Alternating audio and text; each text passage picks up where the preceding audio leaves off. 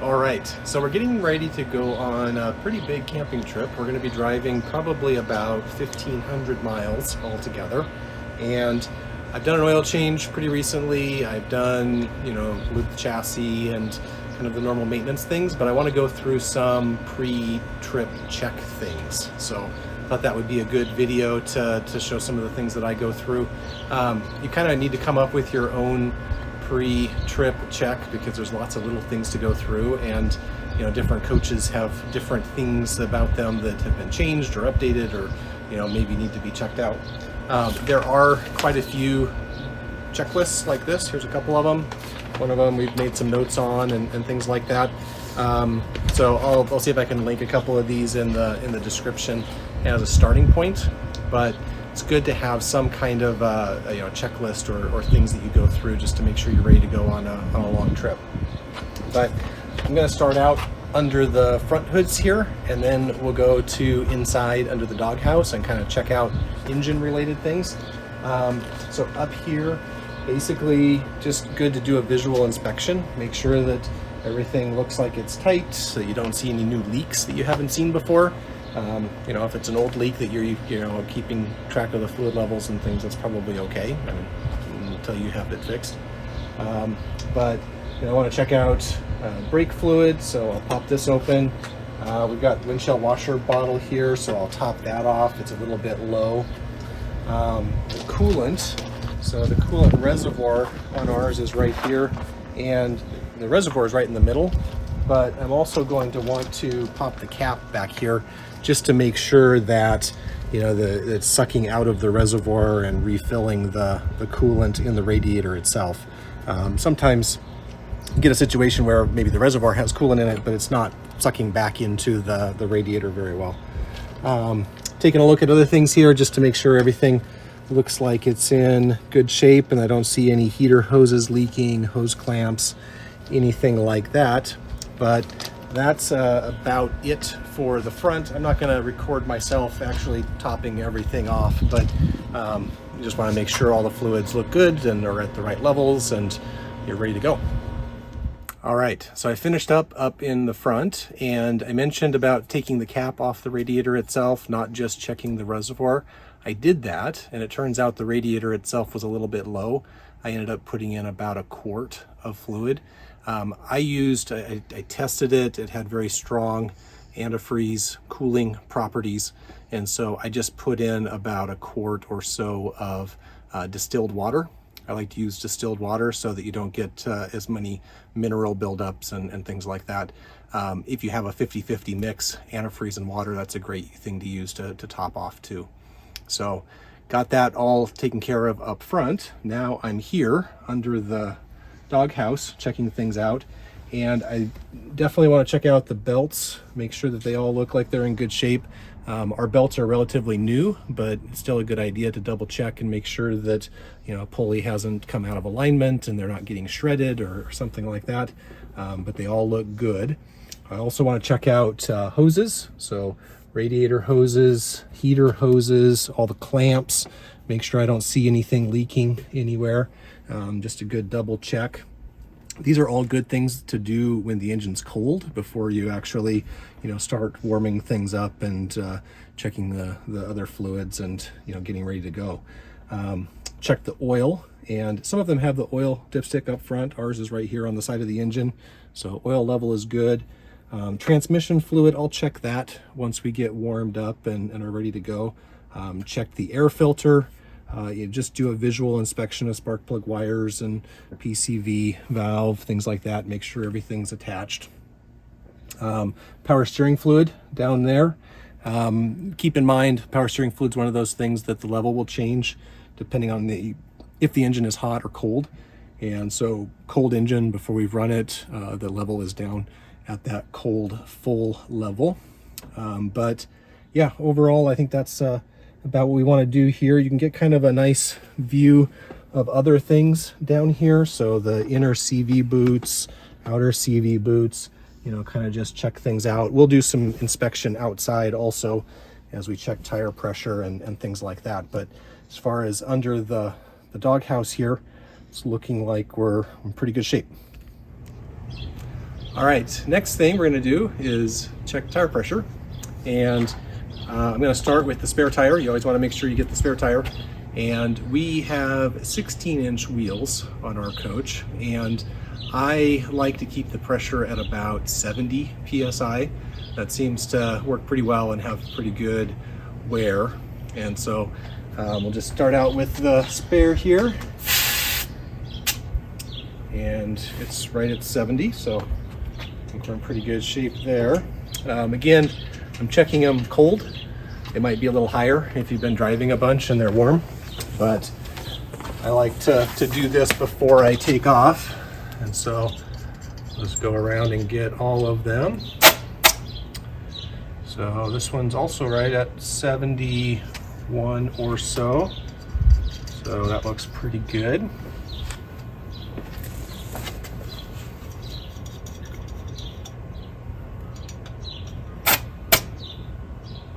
Yep, that one looks good too. So I'm just gonna keep going all the way around and check all the pressures, make sure they're all right about that 70 PSI. All right, so next thing we're doing is checking the generator. And I just double checked the oil level here, looks good. I just did maintenance on this, oil change and things. And so I know I've got new spark plugs and things. Good to take a quick look at the air filter also, make sure that it's not too dirty. It's right back here, pretty easy to see. Oil level's good. And just kind of visual inspection. I have the circuit breaker on, so I'll test it here in a minute. So start it up, make sure it runs, sounds good. As long as we're getting ready to go, we've got the electrical cabinet right here, so we can go ahead and unplug from shore power. So normally we're on shore power when we are getting the refrigerator cooled down and, you know, kind of getting things ready to go. But I can basically unplug from shore power. I can take this plug off that I use to adapt to my shore power and go ahead and plug this in for the generator. So basically, that twist it around a little bit. So now, while we're heading down the road, if we do want to start the generator and run the rooftop AC or something like that, we've got this plugged in, ready to go. And always good to just kind of take a quick look at things. Otherwise, need to get the key, make sure that I lock this. You don't want to leave any of these hatches loose or anything. But I think that's about it for electrical things. I'll fire this up real quick, test it, make sure that it works, and keep moving through our checklist. All right, so we're also going to add a little bit of water to the water tank. On this trip, we're gonna boondock a couple of nights, but most of the time we're going to be in an RV park where we'll have power and water and things like that. So I don't want to have a full tank, but I want to have, you know, maybe half a tank, probably 20 gallons or so, just to have a little bit of water to, you know, when we're boondocking, wash up a little bit, and, you know, maybe use the bathroom and things. So we'll add a little bit of water to this. After we're done, obviously make sure that all the doors are closed and latched and locked and all of that. All right, so now we're checking out propane. So according to the gauge on the wall in the information center, we have about 1/3 of a tank. So I'm just double checking here, and on the gauge here, we're showing about the same. So that's good. We've replaced the gauge, so nice to see that it's generally still working. Like to just take a quick look at things, make sure that all my fittings and hoses and everything look good. Valves are turned off. I want to make sure I've got my extra hose here that I use for my barbecue, and just you know, take a look, make sure everything looks like it's secure and in good shape.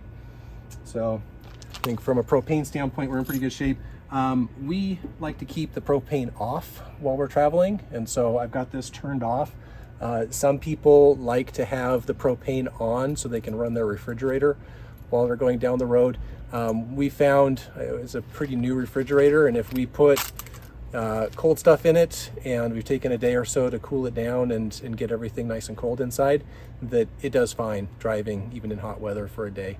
So we'll just turn this off, and then when we get to where we're going to stay the first night, we'll turn the propane back on and, you know, get the fridge going to keep it cold overnight.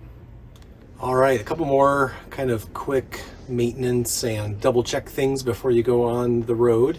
Always good to double check the windshield wipers. So we topped off the washer fluid, but good to make sure that the windshield wipers are in good shape. And also double check all the exterior lighting, right? Make sure you've got high beam, low beam headlights. Make sure all the clearance lights and turn signals and everything like that are working. And then one thing to take care of just before you start rolling down the road is make sure that the roof vents are open. Closed. So if they've been opened while you're, you know, loading up the coach and getting ready to go, good to make sure that those are closed. Also, you want to close any rear windows that you might have open. Good to close the windows just in general, but especially the rear windows, just to make sure that you don't get exhaust fumes kind of coming up and getting in either the rear roof vent or the rear side windows. Not that that's likely to happen, but just a good idea to close all of those. And I think that's about it as far as getting ready to go down the road. Of course, once you're driving down the road, good to stop every once in a while. Check the hubs, make sure they're not getting too hot. Look at the brakes, you know, make sure you don't have anything locking up or any problems along the way.